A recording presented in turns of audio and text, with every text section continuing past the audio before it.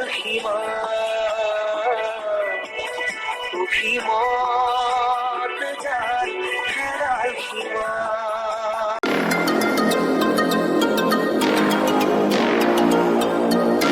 কিতাপখন পঢ়ি আমি আজি 41 পৃষ্ঠা পালোঁ। আৰু যিসকলে আগৰ পৃষ্ঠাবিলাক পঢ়া নাছিল, মোৰ চেনেলটো ছাবস্ক্ৰাইব কৰি মোৰ সেই আগৰ ভিডিঅ'বিলাক চাব বুলি আশা কৰিলোঁ। আহক আৰম্ভ কৰিছোঁ এই পৃষ্ঠাত থকা কথাখিনি। প্ৰয় কৈ আছিল আপোন মানুহগৰাকীৰ কথা। এৰা আপোন মোৰ অতি আপোনজনাৰ, যি মোক হিয়া উজাৰ কৰি ভাল পাইছিল, যাৰ লগত সেই কৈশোৰৰ পৰা একেলগে ডাঙৰ দীঘল হৈ উঠিছিলোঁ। অথচ মই মৰণৰ আগ মুহূৰ্তলৈকে চিনি নাপালোঁ। ব্যগ্ৰ হৈ সুধিলোঁ, কোন আছিল তেওঁ? কোন আছিল? চিনি পাবি পাছত, ধৰিলোঁ এজনী গাভৰু। আমি আটাইকেইটা কিছু সময়লৈ মনে মনে থাকিলোঁ। অলপ পাছত প্ৰয় আমালৈ ঘূৰি চোৱাত ফুকনে সৰ্বপ্ৰথম প্ৰশ্নটো কৰিলে,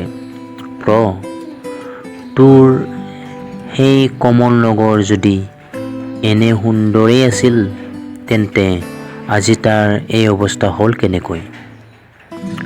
সৰুকৈ হাঁহি প্ৰত্যুত্তৰ দিলে, মই সেই কাহিনীয়ে তহঁতক ক'ব খুজিছোঁ।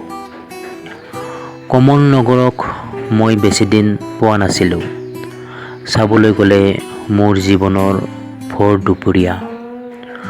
24 বছৰ বয়সত মই কমল নগৰ প্ৰথম দেখোঁ। তাৰ সৈতে তাৰ সহজ সৰল ৰাংঢালী মানুহবোৰৰ সৈতে মোৰ মাত্ৰ 2 বছৰৰ পৰিচয়। সেই কথাই মই কৈ যাওঁ, তহঁতে শুনি যা।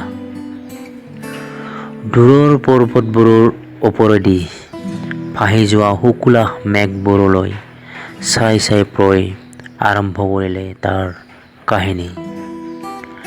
লাহে লাহে সি পাহৰি গ'ল আমাৰ অস্তিত্ব, উভতি গ'ল 1300 বছৰ পাছলৈ। মোৰ ধাৰণা হ'ল, মোৰ চকুৰ সন্মুখত কোনোবাই যেন মেলি ধৰিছে এখন জীৱন্ত উপন্যাস। মই পঢ়ি গৈছোঁ তাৰ প্ৰতিটো শাৰী, প্ৰতিটো শব্দ।